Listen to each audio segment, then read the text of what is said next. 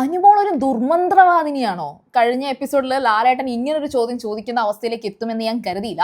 ശരിക്കും എന്താണ് ലൈവില് ഷൈത്തയും അപ്പാനിയും തമ്മിൽ സംസാരിച്ചത്? അത് ഒരുപാട് പേര് മിസ് ചെയ്തൊരു സംഭവമാണ്. ശരിക്കും ഷൈത്തയും അപ്പാനിയും സംസാരിച്ചൊരു ലൈവിലേക്ക് ഞാൻ ഒന്ന് വരാം. നെവിനും അതുപോലെ ഷൈത്തയും തമ്മിൽ ഒരു ടാസ്ക് ഉണ്ടായിരുന്നു, ഒരു ഡിബേറ്റ് ടാസ്ക് ആയിരുന്നു. ആ ഡിബേറ്റ് ടാസ്കിൽ ഈ പറയുന്ന അനുമോളുടെ നിഴലായിട്ട് നിൽക്കുന്നു ശൈത്യ, അങ്ങനെയാണ് ഇവിടെ ഗെയിം കളിക്കുന്നത് എന്ന രീതിയിൽ നെവിൻ ശക്തമായിട്ട് ആ ഡിബേറ്റിൽ പറഞ്ഞപ്പോഴത്തേക്കും ആ ഒരു ടൈം കഴിഞ്ഞതിന് ശേഷം, അതായത് ഡിബേറ്റിൽ നെവിൻ പറയുന്ന സ്പേസിൽ വരെ കയറി ഞാൻ അങ്ങനെയൊന്നും അല്ല നിൽക്കുന്നത്, അനുമോൾ തെറ്റ് ചെയ്താലും ഞാൻ അത് ചൂണ്ടിക്കാണിക്കാറുണ്ട് എന്ന് ശൈത്യ നെവിനോട് പറയുന്ന സീനെല്ലാം കഴിഞ്ഞതിന് ശേഷം ശൈത്യ ഒറ്റയ്ക്ക് വന്ന് ഒരു ഊഞ്ഞാലിലൊക്കെ ഇരുന്ന് ആടി ആടി ഒറ്റയ്ക്ക് കുറേ നേരം സംസാരിച്ചു. വളരെയധികം റിലാക്സ്ഡ് ആയിട്ട് ഇരിക്കുകയാണ്. അപ്പൊ ഇങ്ങനെ പറയുന്നുണ്ട്, താനെയാണോ ഇനി പുറത്തു പോകുന്നത്, ഇവിടെ പുറത്തുള്ളവർക്കൊക്കെ ഇവിടെ അകത്ത് ബഹളം വെക്കുന്നവരെയാണോ ഇഷ്ടം, ഇങ്ങനെയുള്ള കുറെ ടോക്കുകൾ സെൽഫ് ടോക്കായിട്ട് ശൈത്യ പറയുന്നതിന്റെ ഇടയിൽ അപ്പാനി അകത്തുനിന്ന് തുണി എന്തോ ഉണക്കാനോ മടക്കാനോ എന്തോ വന്നു. അപ്പൊ ശൈത്യ അവിടെ ഇരിക്കുന്നത് കണ്ടിട്ട് ഇവിടെ ഇരിപ്പുണ്ടായിരുന്നോ എന്ന് ചോദിച്ചിട്ട് അപ്പാനി അപ്പൊ ശൈത്യ എടുത്ത് വന്നിരുന്ന് കുറെ നേരം കുശലം പറയുന്നുണ്ട്. പലരിടത്തായിട്ട് അപ്പാനി കുറച്ച് സമയങ്ങളിൽ രേണു സുധിയെടുത്തും അങ്ങനെ പലരിടത്തും വന്ന് സംസാരിക്കുന്ന കൂട്ടത്തിലാണ് ശൈത്യടുത്ത് വന്ന് സംസാരിച്ചത്. അപ്പം അപ്പാനിയുടെ ഒരു പ്രശ്നം എന്ന് പറയുമ്പോൾ ആ സമയത്ത് ആ ഒരു വഴക്കുണ്ടായിരുന്നല്ലോ, അതായത് അനുമോൾ വന്നിട്ട് അപ്പാനി എടുത്ത് നിങ്ങൾ കാരണം ഒരു പെങ്കൊച്ചുടുന്ന് പുറത്തുപോയി എന്ന് ബിൻസിയെ കുറിച്ച് പറഞ്ഞ ആ ഒരു സംഭവം, ആ സംഭവത്തിനകത്ത് ഈ ബിൻസിയുടെ പേര് എടുത്തിട്ടത് എല്ലാവരും അനുമോളിനെ കുറ്റപ്പെടുത്തിയത് കൊണ്ടും അനുമോൾക്ക് സെൽഫായിട്ട് അതൊരു തെറ്റാണെന്ന് തോന്നിയത് കൊണ്ടും ആ ഒരു കാര്യത്തിന് മാത്രം താൻ മാപ്പ് പറയുന്നു എന്ന് പറഞ്ഞിട്ട് അപ്പാനിയുടെ കാലിൽ പിടിച്ച് 2 തവണ തൊട്ട് മാപ്പ് പറയുന്നുണ്ട്.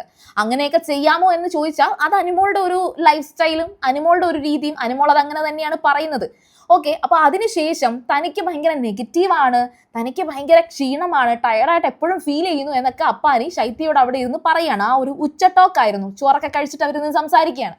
അപ്പോൾ അപ്പാനി ഇതിങ്ങനെ പറഞ്ഞപ്പോഴത്തേക്കും ശൈത്യ അന്നേരം പറയുന്നുണ്ട്, എനിക്കും അങ്ങനെ ചേട്ടാ, ഞാൻ വന്ന ആഴ്ച എനിക്ക് ഭയങ്കര ടയർഡായിരുന്നു, വന്ന ആഴ്ച എനിക്കൊരു സുഖമില്ലായിരുന്നു എന്നൊക്കെ.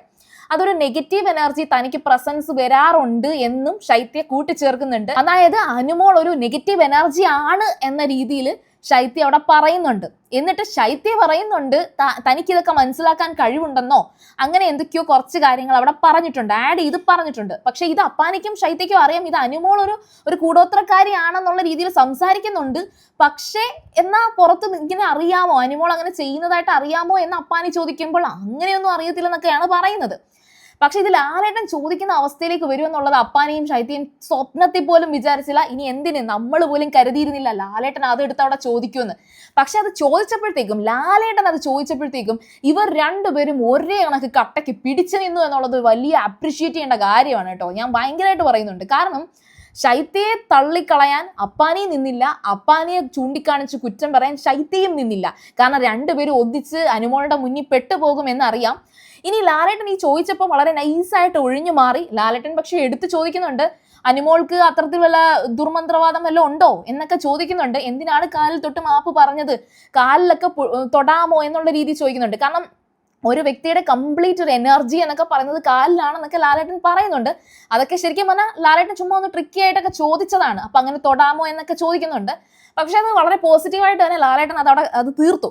അതിനുശേഷം ഈ ലാലേട്ടൻ പോയതിനു ശേഷം ഇവര് ആ ഒരു വാഷ്റൂം ഏരിയയുടെ അവിടെ വന്നിട്ട് ശൈത്യയെ കണ്ട ഉടനെ അപ്പാനി നമുക്കിനി അതിനെക്കുറിച്ച് മിണ്ടണ്ട എന്നും പറഞ്ഞിട്ട് അപ്പാനിയും ശൈത്യയും തമ്മിൽ സംസാരിക്കുകയാണ്.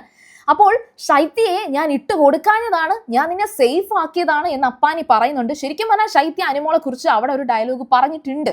അതായത് ഒരു നെഗറ്റീവ് എനർജി അവളുടെ കൂടെ നടക്കുമ്പോൾ പ്രസൻസ് ഉണ്ട് എന്ന് പറഞ്ഞിട്ടുണ്ട്.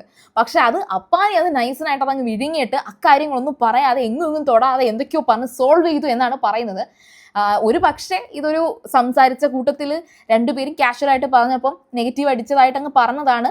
പിന്നെ അനുമോളുടെ ഭാഗത്ത് അങ്ങനെ ഒരു കൂടോത്രം ഉണ്ട് എന്ന് കരുതി അത് ഞാൻ കുറേ അധികം ട്രോളിലൊക്കെ ഇങ്ങനെ കണ്ടായിരുന്നു. അപ്പാനി ഇപ്പോൾ അനുമോളടുത്ത് നല്ല രീതിയിൽ നിൽക്കുന്നത് അനുമോൾ കൂടോത്രം ചെയ്യുമെന്നുള്ള പേടിക്ക് അപ്പാനി ചെയ്യുന്നതാണ് എന്നൊക്കെ പറഞ്ഞിരുന്നു. അപ്പോൾ ഇതായിരുന്നു ആ ഒരു സംഗതി. ഏതായാലും സംഭവം ലാലേട്ടൻ പറഞ്ഞപ്പോൾ അത് നല്ല കലക്കിയിട്ടുണ്ട്.